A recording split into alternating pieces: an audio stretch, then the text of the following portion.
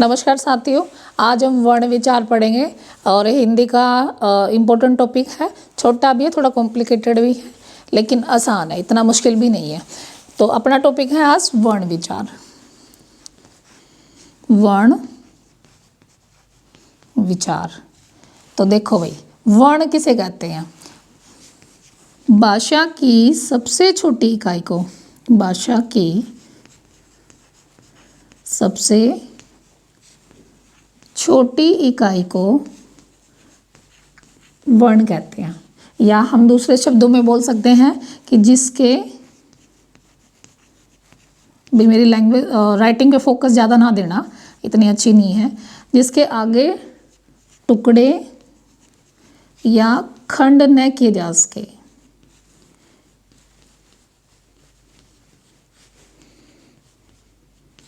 उसे वर्ण कहते हैं। ठीक है, जैसे कि नीला। तो भाई इस नीले को देखो हम टुकड़ों में बांटते हैं, नी प्लस ला। अब हम नी को बांटेंगे तो न प्लस बड़ी की मात्रा, और ल को बांटेंगे तो ल प्लस आ की मात्रा, तो नीला। अब देखो न के टुकड़े नहीं हो सकते ना ई के होंगे, ना ल के आगे हो सकते हैं, ना आ के आगे हो सकते हैं। तो भाषा की वह सबसे छोटी इकाई जिसके टुकड़े नहीं हो सकते और जिसको हम आगे खंडों में नहीं बांट सकते, डिवाइड नहीं कर सकते आगे, तो उसको कहेंगे हम वर्ण। ठीक है, अब देखो एक आता है अपना वर्ण संश्लेषण या वर्ण विश्लेषण। तो देखो वर्ण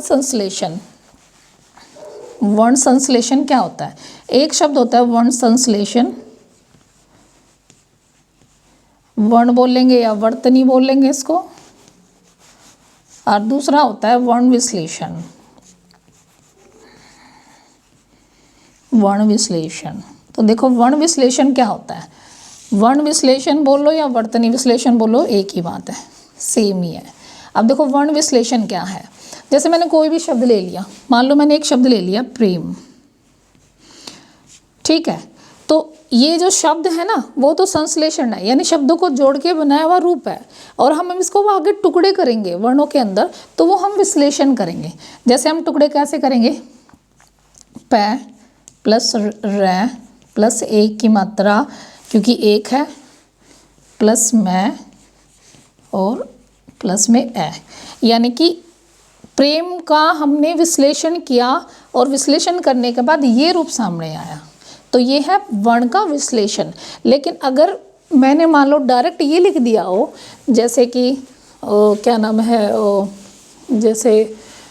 जैसे देख लो, ये मान लो ये लिख दिया हो मैंने,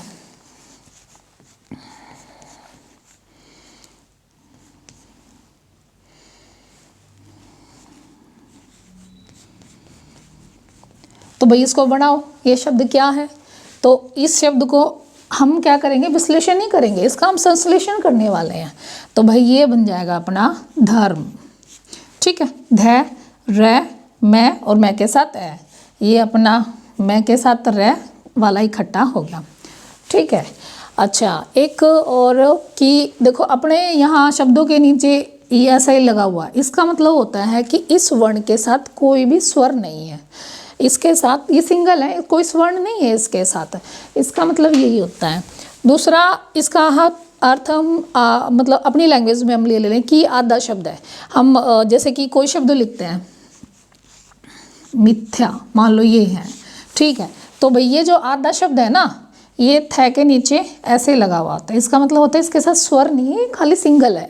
ठीक है, और अगर हम इसका वर्ण विश्लेषण करेंगे तो देखो, अब अपनी कॉपी में लिखो कैसे करोगे इसका विश्लेषण। तो भाई यही होता है विश्लेषण। एक क्वेश्चन आया हुआ भी है कि हाँ, जैसे उष्ट्र है, उष्ट्र का वर्ण विश्लेषण करो, तो आप कैसे बनाओगे? चूँकि ऊ तो स्वर है ही, प्लस में स, वो भी सिंगल, फिर ट के बाद क्या है? ये वाला र, और फिर ए, यानी कि उष्ट्र। ये क्वेश्चन आया हुआ भी है उष्ट्र का। एक और देख लो, जैसे कि द्वंद्व है, द्वंद्व है, तो देखो द प्लस व भी आधा प्लस उसके साथ ए, इस ये बन गया द्व, न के साथ कोई स्वर नहीं आएगा, सिंगल है, खुद आधा है अपने साथ, और फिर से द प्लस व प्लस ए, तो ये हो गया द्वंद्व। यानी इस तरीके से हम वर्णों का विश्लेषण करेंगे। ठीक है, तो भाई मैंने बताया कि वर्ण क्या नाम है, क्या होते हैं, भाषा की सबसे छोटी इकाई वर्ण है, जिसके आगे टुकड़े ना उसके वो वर्ण होते हैं। अब देखो अपने वर्ण कितने हैं, तो अपने स्वर तो होते हैं 11, स्वर अपने 11 होते हैं, व्यंजन अपने 33 होते हैं। ठीक है, टोटल कितने हो गए, 44 हो गए, यानी कि 44 हो गए। तो अगर ये पूछा जाए टोटल कितने हो गए अपने 44 हो गए, तो अगर ये क्वेश्चन आए कि हिंदी लिखने की क्या जरूरत है, बस आप सुन लो, हिंदी भाषा में वर्ण कितने हैं, हिंदी भाषा में वर्ण कितने हैं, तो आपका आंसर होगा 44। लेकिन अगर ये क्वेश्चन आ जाता है कि हिंदी वर्णमाला में, हिंदी वर्णमाला, देखो यहाँ पे भाषा और यहाँ पे वर्णमाला, तो हिंदी वर्णमाला में वर्ण कितने हैं, तो आपका आंसर होगा 52। ठीक है, ये 52 कैसे होगा, ये देख लो भाई। देखो अपने स्वर आपको पता होगा, व्यंजन आपको पता होगा, चलो मैं फिर भी कर देती हूँ, मान लो नहीं भी पता हो तो एक तरीके से जैसे जल्दी जल्दी लिखने की कोशिश करूँगी। भाई ये अपने स्वर हो गए ए, आई, ओ और आओ, कितने हो गए, ऋषि लिख दिया, हाँ, 2 4 6 8 10 और 11, ये तो अपने स्वर हो गए। ठीक है, इसके अंदर ये वाला नहीं आता, ये वाला इसके अंदर नहीं आएगा, स्वरों के अंदर ये सिर्फ 11 होते हैं अपने। और व्यंजन कितने होते हैं, व्यंजन अपने ये तो 11 हो गए, और व्यंजन अपने 33 होते हैं, जिसमें देखो जो भी कै वर्ण है, जैसे कै ख ग घ ड, च वर्ण है च छ ज है, ट वर्ण है ट ट, ऐसे तय वर्ण है, ऐसे पै वर्ण है, इस तरीके से जो वर्ण है, और फिर वो य रे ल व, और फिर क्या था, हाँ स है, ये जितने भी होते हैं ये टोटल मिला के क्या नाम है 33 होते हैं। देखो 5 5 10 15 20 25 25 और 8 33, तो ऐसे 33 व्यंजन होते हैं। तो जो मैंने बताया था कि हिंदी भाषा में वर्ण कितने होते हैं, तो 44 होते हैं। ठीक है, लेकिन हिंदी वर्णमाला में वर्णों की संख्या 52 बताई थी मैंने, तो 52 में क्या ऐड हो जाता है, देखो 52 में ऐड होते हैं ये वाले शब्द, जैसे अक्षय, एक त्रय, ज्ञानी वाला हो गया, श्रेय हो गया, ठीक है, और एक ड, ये एक ढ, ये अरबी में और संस्कृत में ज़्यादा यूज़ होते हैं ये। ठीक है, और एक ये चंद्रबिंदु, एक ये वाला, तो कितने हो गए भाई 33 हो गए, ये नहीं 44 हो गए, 44 प्लस 8 कितने होते हैं 52। तो हिंदी वर्णमाला में अपने वर्णों की संख्या 52 है, और वैसे अपने 44 है। ठीक है, तो चलो भाई अब आगे देखते हैं। अब भाई मात्रा है, हाँ देखो कौन सा ऐसा स्वर है जिसकी कोई मात्रा नहीं होती, तो भाई आंसर बताओ इसका, कौन सा ऐसा स्वर है जिसकी कोई मात्रा नहीं होती, चलो भाई करो। तो देखो कौन सा ऐसा स्वर जिसकी मात्रा नहीं होती, आंसर है ए। मात्राएं कितनी होती हैं टोटल, मात्राएं टोटल कितनी होती हैं, मात्राएं 10 होती हैं, स्वर आपने को बताया मैंने वो 11 होते हैं, और बिना मात्रा का वो खाली ए होता है। ठीक है, बिना मात्रा का ए होता है। तो कौन सा ऐसा स्वर है जिसकी मात्रा नहीं होती, वो ए है, मात्राएं 10 होती हैं और स्वर हो गए हमारे 11। ठीक है, तो भाई हम स्वर की परिभाषा कैसे लेंगे, देखो हम अपने स्वर की परिभाषा देखो कैसे लेंगे। तो स्वर की परिभाषा हम इस तरीके से ले सकते हैं कि वे ध्वनियाँ, ठीक है, जो स्वतंत्र रूप से बोली जाती हैं, या आप लिख लो कि वे ध्वनियाँ जो स्वतंत्र रूप से बोली जाए, स्वतंत्र रूप से बोली जाए वो स्वर होंगी। स्वतंत्र रूप से ही, ध्यान रखना, स्वतंत्र रूप से, स्वतंत्र ना आए तो ये भी निर्बाध रूप से, निर्बाध रूप से बोले, या इसको हम बोलेंगे कि बिना बाधा के बोले जाएं, कि वे ध्वनियाँ जो बिना बाधा के बोली जाएं, बिना बाधा के बोली जाएं, तो वो होंगी हमारी स्वर। तो ये शब्द देख के कन्फ्यूज मत होना, स्वतंत्र रूप से के ऊपर फोकस डालना है कि वे ध्वनियाँ जो स्वतंत्र रूप से बोली जाएंगी, निर्बाध रूप से बोली जाएंगी, बिना बाधा के बोली जाएंगी, वही होंगे स्वर हमारे। ठीक है, मात्रा मुझे बताने की जरूरत नहीं है, इतने तो आप छोटे नहीं हो कि आपको मात्रा भी लिखवाऊँ मैं, लेकिन फिर भी देख लेना। अब आता है कि स्वतंत्र को हम कितने भागों में डिवाइड करते हैं। तो देखो, नहीं, स्वर को हम कितने भागों में डिवाइड करते हैं, तो भाई स्वर को हम है ना 7 भागों में डिवाइड करेंगे। स्वर को हम 7 तरीके से वर्गीकरण करेंगे। कितने तरीके से करेंगे? 7 तरीके से करेंगे। अब मैं ओरली बता रही हूँ, फिर मैं 1 बाय 1 इंडिविजुअली बता दूंगी। तो देखो 7 तरीके से कैसे करेंगे हम। सबसे पहले तो हम करेंगे भी उसका जो वर्ण है उसका जन्म कैसे हुआ है, यानी उसके उद्भव के अनुसार। ठीक है, लिखवा देती हूँ। चलो हम इसको 7 तरीके से डिवाइड करेंगे, यानी वर्णों का हम वर्गीकरण कितने तरीके से करेंगे? 7 टाइप से करेंगे। पहला भाई हम उसके उद्भव या उत्पत्ति, या भाई इसको बोलेंगे इतिहास, ठीक है, या फिर क्या बोलेंगे, हाँ, स्रोत, ठीक है, के आधार पर वर्गीकरण। यानी कि पहला तो हम इसके आधार पर वर्गीकरण करेंगे। इसको डिटेल में तो थोड़ी देर बाद बता दूंगी, पहले आप देख लो कि हम किस तरीके से करेंगे। दूसरा हम करेंगे उच्चारण, कालमान या भाई मात्रा के आधार पर। ठीक है, उच्चारण, कालमान या मात्रा के आधार पर। कालमान का मतलब होता है जो टाइम होता है ना, उस टाइम के अकॉर्डिंग करेंगे, मतलब जिस स्वर को बोलने में जितना टाइम लग रहा है उसको बोलने में, उच्चारण कालमान के अनुसार। तीसरा हम करेंगे मुखाकृति के अनुसार, मुखाकृति के अनुसार हम उसको डिवाइड करेंगे। चौथा हम करेंगे उच्चारण के हिसाब से, कि बोलने के तरीके के हिसाब से। पांचवा हम कर लेंगे उसको जीव के अनुसार। ठीक है, जीव के अनुसार उसको डिवाइड करेंगे हम। छठा क्या बच गया? जीव के अनुसार, हाँ, होठ के अनुसार करेंगे, तो ओष्ठाकृति के अनुसार, ओष्ठाकृति के अकॉर्डिंग हम उसको डिवाइड करेंगे। और सातवां हम करेंगे जाति के अनुसार। ठीक है, तो भाई इन 7 तरीकों से हम इन क्या नाम है वर्णों का डिवाइडेशन करने वाले हैं। और 1 बाय 1 हम इसको पढ़ेंगे, सिंपल तरीके से पढ़ेंगे, कोई मुश्किल नहीं है। थोड़ा सा डिफिकल्ट, कन्फ्यूज़न तो हो जाता है, लेकिन इतना भी नहीं है, आप याद करोगे तो हो जाएगा सब कुछ। ठीक है, तो चलो पहला अपना था स्वरों का वर्गीकरण उत्पत्ति के आधार पर। पहला क्या था? पहला था अपना उत्पत्ति, बोला था मैंने, इतिहास या स्रोत,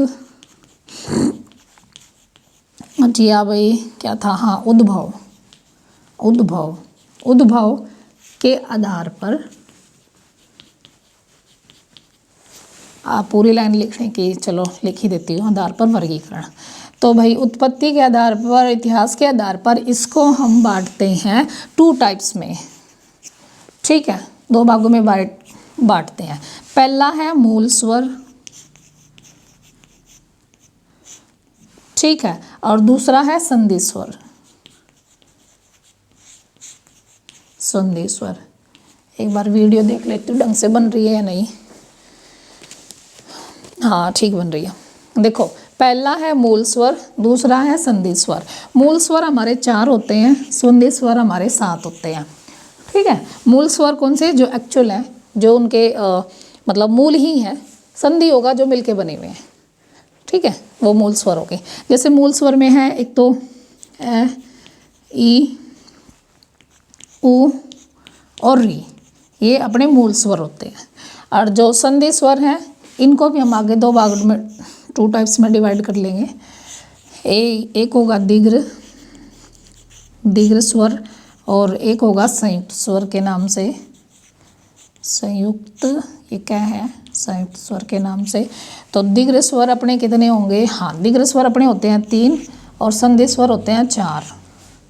ठीक है, दीर्घ स्वर के अंदर कौन अंश से आते हैं, एक होता है आ, बड़ी ई और बड़ा ऊ। ठीक है, ये हो गए दीर्घ स्वर के अंदर। देखो 4 ये, 3 ये, 7 हो गए, 7 और 5 नहीं 7 और 4 11। तो ये जो जितने भी बचे हुए हैं वो सारे के सारे संयुक्त स्वर के अंदर आ जाएंगे। ठीक है, तो बच क्या गया, ए आई ओ आऊ। ठीक है, तो भाई ए आई ओ आऊ ये दीर्घ स्वर है, ये संयुक्त स्वर है, संधि स्वर यानी उत्पत्ति, इतिहास, स्रोत, उद्भव के आधार पर है ये। ठीक है, दीर्घ स्वर ये हैं, संयुक्त स्वर ये हैं जो संयुक्त रूप से 2 को मिलके बना हुआ है। अब देखो 2 को मिलके कैसे वो बना हुआ है, अब देखो ये वाला जो है ना वो देखो कैसे बना हुआ है, ये आ कैसे बना हुआ है, A plus A is equal to आ। ई कैसे बना हुआ है, छोटी ई प्लस बड़ी ई, बड़ी ई बन जाती है, नहीं छोटी प्लस छोटी बड़ी बन जाती है, और छोटा ऊ प्लस छोटा ऊ बड़ा ऊ बन जाता है, ये बड़ा ऊ है तो बड़ा ऊ बन जाता है। तो ये है दीर्घ स्वर जो अपनी जाति के हैं, सजाति भी बोलेंगे इसको, अपनी ही जाति के हैं। और ये है संयुक्त स्वर। तो संयुक्त स्वर में देखो ए कैसे बनेगा, ए बनता है भैया, यहीं पे लिख देती हूँ, A plus E is equal to A, और ए प्लस ए बराबर है आई के।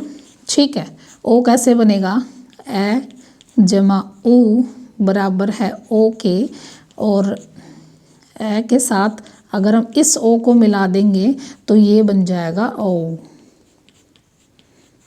ठीक है, तो भाई ये बन जाएगा ओ। तो ये संयुक्त स्वर इसी वजह से बोले गए हैं कि भाई ये मिलके बने हो। देखो इनको विजातीय भी बोलेंगे आगे, बस मैं बता रही हूँ नॉर्मली, लेकिन यहाँ पे सिर्फ उत्पत्ति, इतिहास, स्रोत के हिसाब से आप देख लो, ये हो गया। तो भाई एक अपना पूरा हो गया। ठीक है, अब सेकंड अपना है उच्चारण। दूसरा क्या है अपना, उच्चारण, ये कालमान के आधार पर।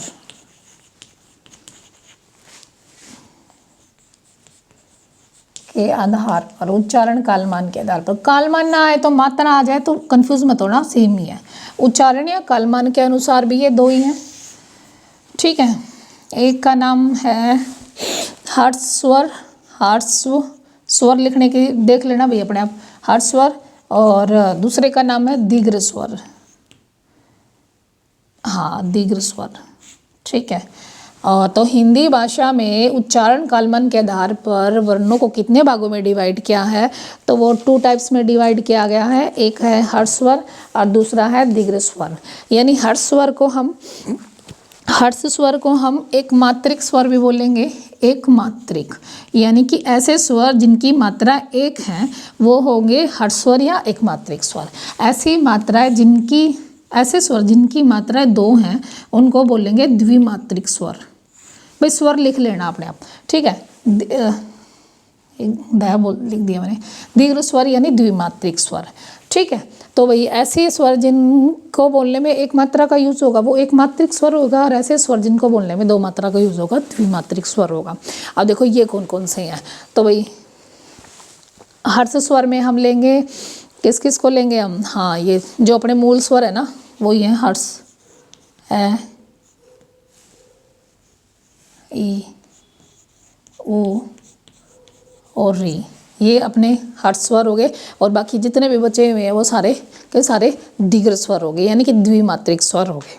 ठीक है, ये सारे देखो बचे हुए कौन से हैं, आ बच गया, बड़ी बड़ा हो, और ऋष यहाँ हो गया, आई ए डी नहीं क्या नाम है, जितने भी बचे हुए हैं जैसे कि हाँ ए आई ओ आऊ, ये सारे के सारे दीर्घ स्वर द्विमात्रिक स्वर हो गए। तो भाई उच्चारण कालमान के आधार पर ही हो गया। हाँ एक चीज़ और, संस्कृत भाषा के अंदर उच्चारण कालमान के अनुसार एक स्वर और ऐड हो जाता है। अपने हिंदी में यही है, हिंदी में बदले हुए नहीं है, लेकिन संस्कृत भाषा हो तो उच्चारण कालमान के अनुसार एक स्वर और हो जाता है ऐड, जिसको बोलते हैं प्लुत स्वर।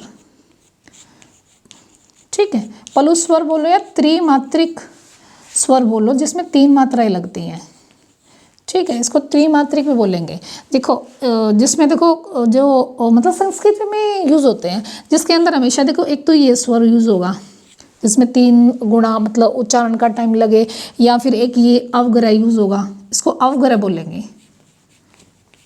अवग्रह यूज़ होगा। जैसे देखो आपने एग्जाम्पल है, हम बोलते हैं ओम ओम, देखो एक तो बोला ओम ओम हो गया, एक बोला ओम, तो ये जो शब्द बोल रही हूँ ना मैं उच्चारण ज़्यादा लगा के, तो वो पुलिस स्वर किया जाता है, तो इसके अंदर देखो ऐसे लिखा जाता है इसे, यानी ओम को हम 3 गुणा उच्चारण के टाइम में बोलेंगे। जैसे राम राम, एक बोले राम एक बोले राम, तो वो वाला फ़र्क हो गया, ठीक है ना। एक ऐसे भी मान लो, ये कितने लिख दो, इसका मतलब ये होता है कि भाई इतना आपको टाइम में लय लगानी है। तो ये सिर्फ संस्कृत के अकॉर्डिंग है, अपने उसके नहीं है, हिंदी में अपने संस्कृत में है। लेकिन अगर अपने हिंदी में आए तो हमें सिर्फ ये लिखना है कि उच्चारण कालमान के अनुसार स्वर कितने होते हैं, 2 टाइप्स होते हैं, एक हर्ष स्वर होते हैं, एक दीर्घ स्वर होते हैं। हर्ष स्वर ये है, अब जितने में बचे हुए सारे के सारे दीर्घ स्वर हैं, ठीक है। अब तीसरा आ जाता है अपना, तीसरा कौन सा ले हम, तीसरा ले लेते हैं, तीसरा वो ले लेते हैं मुखाकृति के अनुसार, मुखाकृति, मुखाकृति के अनुसार के आधार पर, मुखाकृति के आधार पर, मुख की आकृति के आधार पर, अपने फेस की जो भी अपनी आकृति होगी, मुख की आकृति के आधार पर हम ये वाला लेंगे। तो देखो भाई, इसको हमने आगे कितने पार्ट्स में डिवाइड किया हुआ है, it is also divide in 4 parts में है। एक होता है संवृत स्वर, सुना होगा आपने, एक अर्ध संवृत,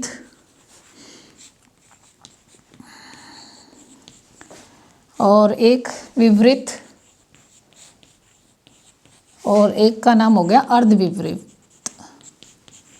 ठीक है। अब देखो मेरी राइटिंग रूटिंग अपने आप चेक कर लेना, बोल भी अच्छे से रही हो, अर्धविवृत, ठीक है। जल्दी जल्दी में थोड़ा सा ऐसा लिखा जाता है अर्धविवृत। देखो संवृत स्वर किसे कहते हैं, संवृत होता क्या है, यानी इसका अर्थ क्या है, तो जिसके उच्चारण में जो अपना मुख है ना वो कम खुले, वो होता है संवृत। इसी के विपरीत हो जाता है विपरीत, कि जिसके उच्चारण में मुख थोड़ा ज़्यादा खुले उसको कहते हैं विपरीत। संवृत देख लो, फिर से बोल रही हूँ मैं कि जिसके उच्चारण में मतलब मुख थोड़ा कम खुलता है वो होता है संवृत, और जिसके उच्चारण में मुख ज़्यादा खुले वो होता है विपरीत। तो अब देखो लर्न कैसे करेंगे हम, विपरीत तो एक ही है आ, ठीक है, विपरीत एक ही है आ, याद हो गया, विपरीत सिर्फ एक ही है आ। और संवृत स्वर कौन से हो गए, ई और ऊ, ये हो गए संवृत स्वर। ई और ऊ ये हो गए संवृत स्वर। आ यहाँ पे हो गया, और हाँ अर्ध संवृत स्वर कौन से हो गए, अर्ध संवृत स्वर हो गए ए और औ, ए और ओ, और जो बाकी जितने बचे हैं वो अर्धविवृत हो गए। देखो फिर से देख लो, संवृत में ई ऊ बिल्कुल सेम शक्ल के होंगे, अर्धविवृत में ए ओ होगा, अर्ध संवृत में, अर्धविवृत में ए और आई और आऊ, ये अर्धविवृत में होंगे, ठीक है। संवृत स्वर, अर्धविवृत स्वर, अर्ध संवृत, अर्धविवृत और विवृत। विवृत याद कर लेना, पहले आ है, संवृत ये है, और ये भी आपके याद हो जाएंगे, ठीक है। एक चीज़ शायद मैंने बता दी थी कि आपको, लो चलो लास्ट में बता दूंगी। अब आप मुखाकृति के आधार पर देख लो, मुखाकृति के आधार पर 4 है, संवृत जिसमें मुंह कम खुले, और विवृत जिसमें मुंह ज़्यादा खुले, ठीक है। तो वो विवृत हो गया और ये संवृत हो गया, 3 हो गए अपने, ठीक है। अब चौथा देखते हैं, हाँ चौथा है जीभ के आधार पर देख लेंगे। चौथा अपना जीभ के आधार पर, अब अपनी जीभ बना ले या आगे मध्य कर लो, ठीक है। जीभ के आधार पर बना लेंगे हम, तो अपनी जीभ बना ले, ये तो बड़ी लंबी जीभ हो गई मोटी सी जीभ बना देती हूँ। ले भाई ये जीभ हो गई है ना, ये अपनी जीभ हो गई है। ठीक है, एक है रखना, ये वाला भाग होगा अग्र, इट इज मध्य, और ये वाला भाग हो गया पश्च। ठीक है, तो आगे वाले भाग से कौन से स्वर बोले जाएंगे? ई, ए और आई। देखो यानी कि ये क्या हो गया कि जिसके अंदर अपने आगे वाला पार्ट्स थोड़ा एक्टिव ज़्यादा होता है वो हो गया आगे। ये शब्द अगर आप बोलोगे ना, आप बोल के देखो ए आई, तो अपने आगे जीभ का आगे वाला पार्ट्स होता है वो एक्टिव ज़्यादा होता है, जबकि बीच वाले हिस्से में सिर्फ हम बोलेंगे ए। आप ए बोलो, ए बोलते देखो बीच वाला हिस्सा जीभ का थोड़ा प्रेशर डालता है, डायरेक्ट प्रेशर डालेगा आपका ए एकदम से। ठीक है, और जितने भी बचे हुए वो सारे पश्च में आ जाएंगे। तो देखो पश्च में कौन कौन सा बच रहा है? आ बच गया, ऊ बड़ा ऊ, और री बच गया। थोड़ा मिक्स हो जाता है री वाला, इसको चाहे बेशक से छोड़ देना। और भाई क्या नाम है, ओ आऊ बच गया। ठीक है, ओ आऊ, ये सारे बच गए। तो ये सारे के सारे पश्च में है। यानी अपनी जीभ को आपको क्या करना है, इसको याद करने के लिए आपको जीभ को अपनी को ध्यान में रखना है और उसी के अकॉर्डिंग बोलना है। ठीक है, तो भाई ये री नहीं है, इसमें री छोड़ देना, क्योंकि री मिक्सर शब्द आता है। री के अंदर मिक्सर शब्द आता है, तो री छोड़ देना। तो ये अग्र है, ये मध्य है, ये पश्च है, ये जीभ के अकॉर्डिंग है। अब नेक्स्ट 4 हो चुके हैं अपने। ठीक है, 4 अपने हो चुके हैं। और अपना कौन कौन सा हो चुका है? उत्पत्ति के आधार पर हो गया, उच्चारण कालमान कैसा हो गया हमारा, और क्या नाम है, मुख आकृति के अनुसार, जीभ के अनुसार भी हो गया। अब हम मुख की आकृति के अनुसार हो गया हमारा। और 5वां हमारा ओष्ठा आकृति, ओष्ठाकृति के आधार पर,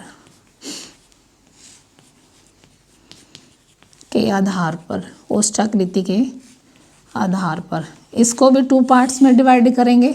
एक होता है वृत्ताकार, है ना, दूसरा अवृत्ताकार, वृत्ताकार अवृत्ताकार, है ना, या इसको व्रतमुखी भी बोल लेंगे, व्रतमुखी आप भी बोल लेंगे, एक ही बात है। या इसको अवर्तमुखी भी बोल लेंगे, अवृतमुखी। ठीक है, तो भाई स्वर 11 हैं। सोचो अपने स्वर 11 हैं, उन 11 में से कौन कौन से ऐसे स्वर हैं जिनको बोलने में अपना जो होठ है अपने वो गोल हो जाते हैं, तो वो वाले वृत्ताकार हो गए। और जिसमें गोल नहीं होते वे वृत्ताकार हो गए। तो देखो वृत्ताकार कौन से हो गए? ऊ, ओ और आऊ, ये तो हो गए वृत्ताकार। और जितने भी बचे हैं वो सारे के सारे अवृत्ताकार हो गए। ठीक है, ए आ ई ए आई, ये सारे के सारे अवृत्ताकार हो गए अपने। तो भाई ये होस्ट की आकृति के अनुसार भी अपना हो गया है। अच्छा, फिर अब बच गया अपना उच्चारण के आधार पर। छठा आप डालो जाति के आधार पर, उच्चारण के आधार पर बच गया। अब जाति के आधार पर देख लेते हैं। जाति के आधार पर, तो ये आगे पूरी लाइन अपने आप लिख लेना। जाति के आधार पर 2 हैं, सजातीय और दूसरा है विजातीय। ठीक है, जो एक ही जाति के हों, एक जैसे सकल सूरत के हों, वो सजातीय हो गए। जो थोड़े से अलग से टेढ़े मेढ़े आडे वांगे हैं वो विजातीय हो गए। अब देखो सजातीय कौन से हैं?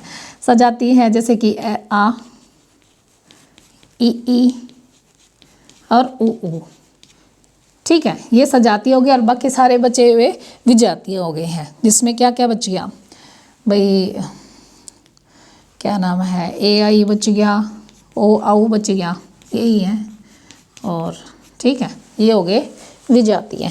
ये अपने इसके जाति के आधार पे भी हो गए हैं, एक सजातीय हो गए, एक विजातीय हो गए। अब देखो सजातीय कैसे, मैंने ये रखो, हाँ, एक जैसे सकल सूरत के ये विजातीय हैं, ये तो भाई विजातीय के अनुसार हो गए। अब अपना बच गया उच्चारण के आधार पर। 7वां है उच्चारण के आधार पर, उच्चारण के आधार पर, ठीक है। उच्चारण के आधार पर यानी कि बोलने के अनुसार हम इसको कितने भागों में बांटेंगे, अलग अलग है।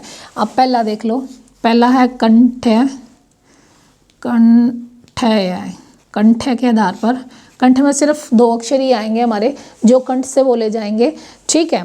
वो है अपना ए और आ, ठीक है। दूसरा है तालव्य, जो तालव्य, तालु से बोले जाएंगे अपना ई और बड़ी, ठीक है। और उसके बाद मूर्धन्य, मूर्धन्य है री ऋषि। और क्या बच गया, कंठ, तालव्य, मूर्धन्य और हाँ एक ओष्ठ्य, ओष्ठ्य भी है इसमें, देखती हूँ, हाँ कंठ, तालव्य, मूर्धन्य, ओष्ठ्य, यस ओष्ठ्य जो होठ से बोले जाएंगे सारे, ओष्ठ्य। तो भाई ये हो गया उ और उ। और एक हो गया अपना कंठ्योष्ठ्य, कंठ्योष्ठ्य, कंठ, कंठ्योष्ठ्य कौन से होंगे, जो कंठ से और होठ से बोले जाएंगे वो कंठ्योष्ठ्य हो गए। और कंठ तालव्य कौन से हो गए, कंठ तालव्य, जो कंठ से और तालु से बोले जाएंगे वो कंठ, जो कंठ और तालु से बोले जाएंगे वो कंठ तालव्य, जो कंठ से और ओष्ठ्य बोले जाएंगे वो कंठोष्ठ्य हो गए, ठीक है। तो अब देखो कंठोष्ठ्य कौन से, ए और उ मिलके क्या बनता है, ओ और आउ, ठीक है। और कंठ से और ओष्ठ्य से ए और कंठोष्ठ्य, हाँ। और ए कंठ और तालु कैसे, क्या ए और ई बन के क्या मिलता है, ए और आई, ठीक है। ये कंठ तालव्य हो गए। तो भाई ये उच्चारण के आधार पर हो गए हैं। देखो मैंने आपसे है ना शायद आपको पता होगा या नहीं भी पता हो तो मैं आपको बता देती हूँ कि भाई देखो ये कैसे बनते हैं। अब जैसे ये जो ए है, आ, उ और बड़ा उ, ठीक है। फिर आ गया ए और आई और ओ और आओ। मेरी कोशिश पूरी होगी। इसकी कोई मात्रा नहीं होती, ये आ की मात्रा है, लेकिन ए प्लस ए बन के आ हो जाता है, ये अपने आप में ही है। और ये ई प्लस ई बन के बड़ी हो जाती है, ये भी अपने आप में है। और ऊ प्लस ऊ बन के बड़ा हो जाता है। एक कैसे बनती है, ए प्लस ई बन के ए बन जाता है। आई कैसे बनती है, ए प्लस ए बन के आई बन जाती है। ए प्लस ऊ बन के ओ बन जाता है। और ए प्लस ओ मिलके ये बन जाता है ओ। ए प्लस ओ मिलके क्या बन जाता है, ओ बन जाता है, ठीक है। तो मेरे हिसाब से सारा हो गया। मैं सातों के सातों करवा चुकी हूँ, है ना। उच्चारण, जी, मुखाकृति, होस्ट आकृति, उच्चारण के आधार पर भी करवा दिए, जाति के आधार पर करवा दिए। हाँ ये हो गए सारे।